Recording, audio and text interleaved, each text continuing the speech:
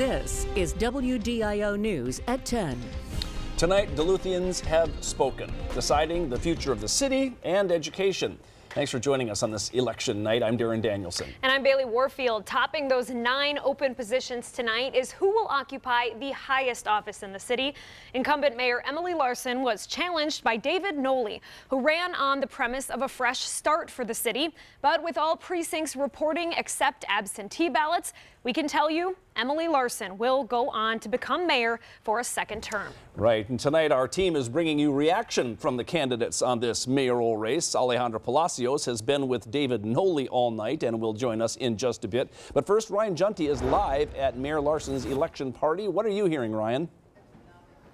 Well, Darren, it's been a very excited crowd here at the Bailey. She credits her hard work for why she was reelected here tonight. She also wants to thank all of those for allowing her to serve as mayor for the next 4 years. All right, thank you, Ryan. And Mayor Larson's challenger, David Noley, said he wanted to bring fresh ideas to fight old problems in Duluth, including affordable housing and the state of Duluth roads. Voters, however, did not seem to buy that message. And not far from where Mayor Larson has been holding her victory party, Noley and his supporters are also gathered. Alejandra Palacios is there and continues our team coverage. Alejandra? Well, Darren, and he thanks people for going out and voting. And regardless of tonight's result, we'll continue seeing Noley around in the community. Darren, back to you. Sounds like stay tuned, Alejandra. Thank you for that live report. Well, an upset tonight in the council at large race with 2 spots up for grabs. There were 2 new faces. Local business owner Derek Medved and recent college grad Mike Mayo taking on 2 incumbents, Noah Hobbs and Eric Forsman. With 100% of the precincts reporting, newcomer Derek Medved actually secured a seat on the race, taking the majority of the votes. Incumbent Eric Forsman came in second with 297 fewer votes. So tonight, it appears the council president, Noah Hobbs, has lost his seat. And 3 district seats were also up for re-election on the Duluth City Council. We begin with the 1st district, which covers the eastern part of Duluth. Incumbent Gary Anderson will keep his seat on the council. The DFL-endorsed candidate has served for the past 4 years and defeated Becky Hall by nearly 1,200 votes. The 3rd district council seat had no incumbent. Councilor M. Westerlin did not seek re-election. With 100% of precincts reporting there, it looks like Roz Randorf will take her seat. She beat Teresa O'Halloran Johnson by about 300 votes. Randorf says her top priorities include support for senior citizens and economic growth. And finally, the 5th district, Jay Fosley currently holds the seat, but he did not run again. With 100% reporting, organizer and community activist Janet Kennedy has clinched that seat with 52% of the vote. She defeated Jeannie Knesny in a fairly close race. It was decided by 178 votes. Kennedy was endorsed by both the Northeast Labor Council and the DFL. She says she wants to support small businesses and take on health disparities across the city. Well, voters also decided on 3 different school board positions tonight in the at-large contest. With all precincts now reporting, incumbent Alana Oswald has kept her post, defeating challenger John Schwetman by more than 1,600 votes. For the 2nd district school board seat, incumbent David Kirby, endorsed by the Northeast Labor Council as well as the DFL, defeated challenger Harry Welty 65% to 34%. And finally, for the school board District 3 race, Lauren Martell and Paul Sandholm looking to fill Nora Sandsted's post. Paul Sandholm was victorious tonight over Lauren Martell with 320 more votes. There are several other Northland races tonight. We have all the results for you online right now. Keep your eyes on the bottom of our screen here during our telecast as well. We will be updating election numbers as they come in. Well, unseasonably cold temperatures continue tonight. Justin Lyles is here with a first check of the weather. Justin.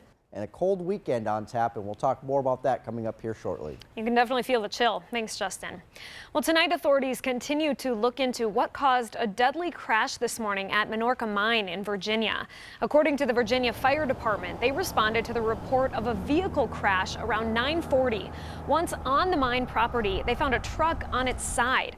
Medics say the only person in the vehicle was deceased. We're told it was a service vehicle, not one of the large production trucks. After the crash, officials had to clean up some environmental issues. So we did some minor hazmat mitigation. We worked with mine personnel on scene to prevent fuel from leaking off the road. And we also did some plugging where that fuel tank was leaking at. Mine owner ArcelorMittal sent a statement saying the company extends their deepest sympathies and they are deeply troubled by today's incident. The union declined to comment at this time. This is the first death at an Iron Range mine in over a decade. Well, a consumer alert tonight involving a sweepstakes scam hitting Minnesota. The State Department of Commerce says people are receiving letters claiming to be from Publishers Clearinghouse. Well, the letters say they have won a $100 million super cash giveaway promotion.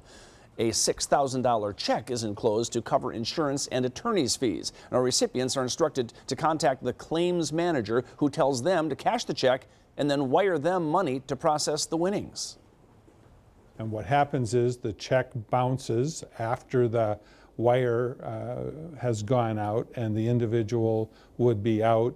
In this case, the ones we've seen so far, maybe $6,100 or $5,500. Just incredible. Officials are reminding you never ever wire money or send a money order, send gift cards or cashier's checks to anyone you don't know. It's almost impossible to recover the money if you do get ripped off. St. Louis County is expecting $100,000 in federal help to head their way in early 2020. It will be used to help combat drug trafficking and prevent addiction. Duluth Police Lieutenant Jeff Kazel heads up the Lake Superior Drug and Violent Crime Task Force. He says whenever there are more resources, there are better results. Kazel reported there were 6 overdose deaths in October in St. Louis County. And we're going into the fourth quarter, which statistically is normally the worst quarter for overdose deaths. You know, we're investigating all these deaths. That takes a lot of time and resources. St. Louis is now the 7th county in Minnesota to be designated a high-intensity drug trafficking area. Well, back in September, we told you of a vet whose flag was stolen from his Hibbing home. Well, coming up, the special day for the 91-year-old as he receives a special gift. Hear from him and how he is overjoyed at this outpouring of love.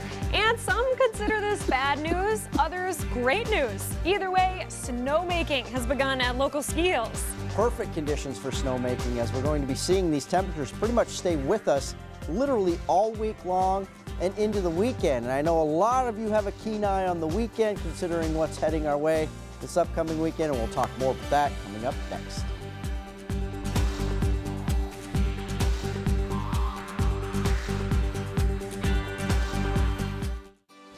Well, back in September, we told you about a Hibbing veteran's stolen American flag. The range community came together to get him a new one. It turns out that was just the beginning. Here's Renee Pasal with a special day for one vet on the range. Showing us he's still great and grateful for this flag. That's going to stay like that forever. On the range, I'm Renee Pasal for WDIO News.